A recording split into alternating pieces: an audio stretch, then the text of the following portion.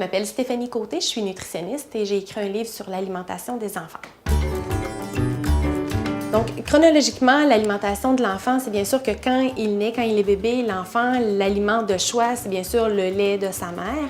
Sinon, il y a aussi les préparations pour nourrissons qui peuvent être adaptées aux enfants qui ne sont pas allaités.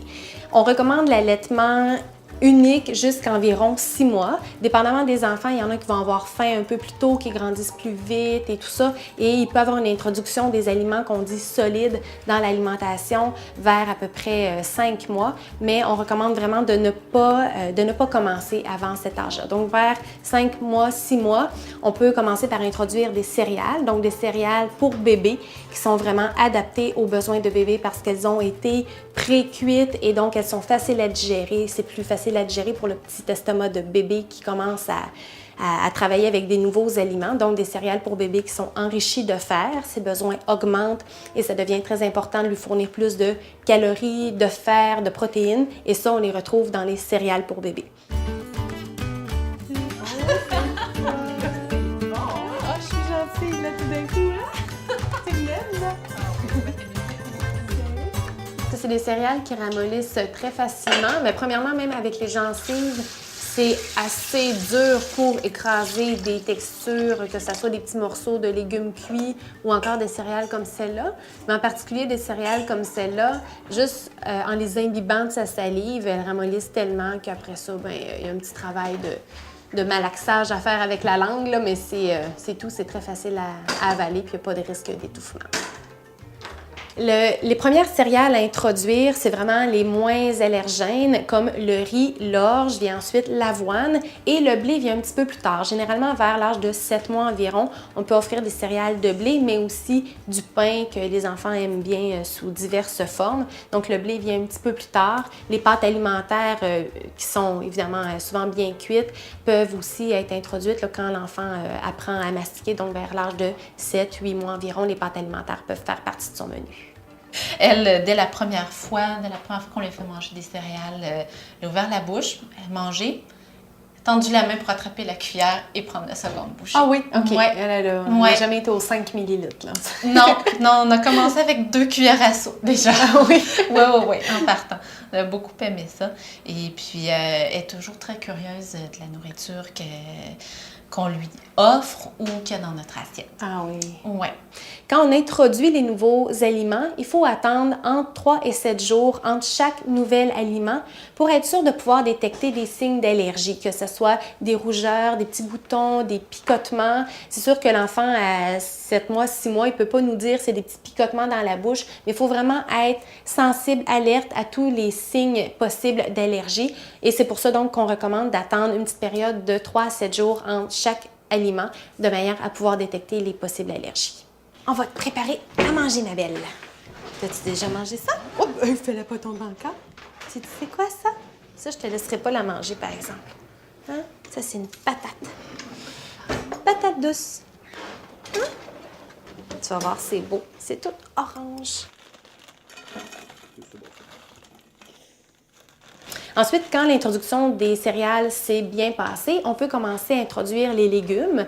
Pourquoi les légumes avant les fruits? Parce que c'est évidemment moins sucré. Donc, si on commence avec les fruits, on se tire dans le pied un petit peu avec les légumes. Donc, on commence avec les légumes, mais quand même des légumes que les enfants aiment généralement, les légumes sucrés comme les carottes, les patates douces, les courges que les enfants adorent. On introduit des aliments, donc des légumes orangés, comme ceux que je viens de nommer, ou les légumes verts aussi, en alternance, comme les petits pois, les petits pois qui sont très sucrés et très appréciés, les asperges, les haricots verts. Et donc, après avoir passé des légumes, on peut commencer à donner des fruits. Et là, les fruits qui sont appréciés par les enfants, mais ça peut être autant des bananes que des purées de fruits maison, que ce soit de poires, de pommes, de pêche et autres. On évite les jus de fruits, par exemple. Les jus de fruits ne sont pas nécessaires dans l'alimentation des enfants. Qu'est-ce qu'on va manger? Du poisson? Oui.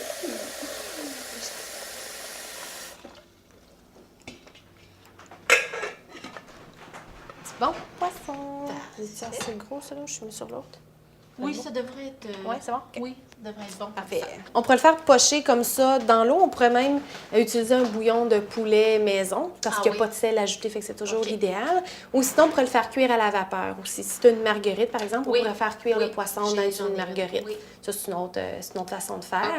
Fait que c'est plus facile à écraser quand c'est cuit de cette façon-là plutôt que quand c'est doré, par exemple, dans la poêle, où il y a comme une petite croûte caramélisée qui se forme. Puis on va faire pocher ça combien de minutes?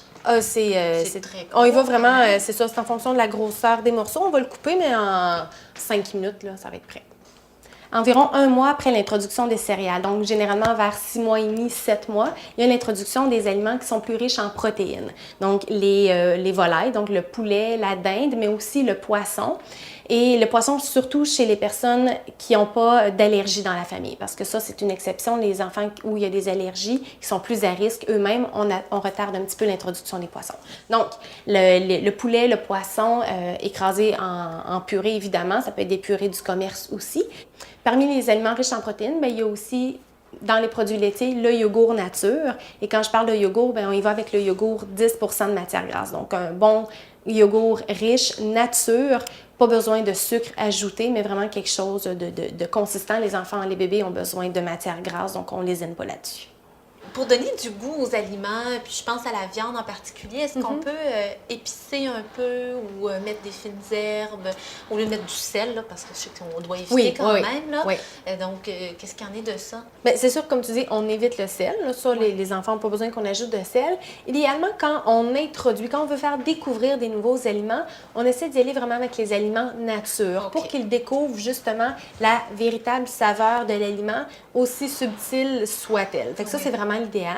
Mais quand l'enfant vieillit vers l'âge de 8, 9, 10 mois, là, ça peut être intéressant d'ajouter des fines herbes, d'ajouter un petit peu de bouillon, d'ajouter même du fromage ou des sauces, mélangées avec la viande, par exemple. Donc oui, ça peut être une suggestion de varier les saveurs puis de l'exposer à plus de saveurs aussi. Ça, c'est vraiment pas nuisible. Les purées, c'est hyper simple à faire. En fait, il suffit de faire cuire par exemple, on va prendre les purées de légumes, les faire cuire dans un peu d'eau ou même à la vapeur. Et quand ils sont bien cuits, les légumes, on les réduit en purée à l'aide d'un mélangeur électrique en ajoutant un petit peu d'eau, un petit peu de bouillon de poulet maison aussi, mais pas de sel ajouté, jamais de sucre non plus quand on fait des purées de fruits. Donc, c'est aussi simple que ça.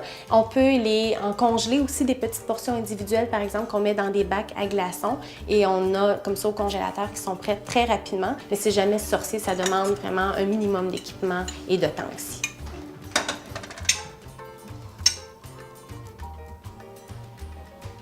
Puis dépendamment de où est rendu aussi, tu laisses un petit peu plus de morceaux ou même carrément quand c'est bien cuit comme ça, à l'âge où elle est rendue, puis qu'elle aime elle-même prendre des aliments, tu pourrais faire des petits dés, des tout petits morceaux de patates. Puis évidemment, quand ils sont rendus tièdes, elle peut elle-même aller les chercher. Je pense qu'elle est rendue à l'âge où elle va aimer ça. À 8 ou 9 mois, l'alimentation est presque pareille à celle de ses parents. Il reste grosso modo l'œuf entier à introduire, puis peut-être des aliments qui seraient plus à risque d'occasionner des allergies, comme par exemple les fruits de mer ou les poissons, le lait aussi, le lait de vache que le bébé n'a encore jamais bu. Donc, vers 10 mois, 12 mois, quand il mange un peu de tout, ça peut être le temps de commencer à introduire le lait de vache. Puis après ça, c'est vraiment une question de texture. On part des purées lisses, puis après ça, les purées sont un petit peu moins lisses. Il y a des petits morceaux dans la purée pour que le bébé apprenne à mastiquer les aliments. Et tranquillement, on va graduer vers des petits morceaux d'aliments bien cuits et le bébé va apprendre à mastiquer. Mais là, l'alimentation est vraiment semblable à celle de ses parents. Puis là, à l'entour de 1 an, mais c'est vraiment une question encore une fois, d'avoir un menu pour la famille. C'est important de manger avec l'enfant dès qu'il commence à manger parce qu'on est, comme parents, les premiers modèles pour un enfant. Il apprend en nous regardant manger. Il a lui-même envie de goûter des aliments en nous regardant manger. Parfois même, il est plus pressé qu'on l'est soi-même. L'enfant a envie de venir fouiller dans nos assiettes pour manger un petit peu. Donc, c'est important de s'asseoir avec l'enfant pour manger parce que c'est une occasion d'apprentissage dès le plus bas âge et il ne faut pas passer à côté.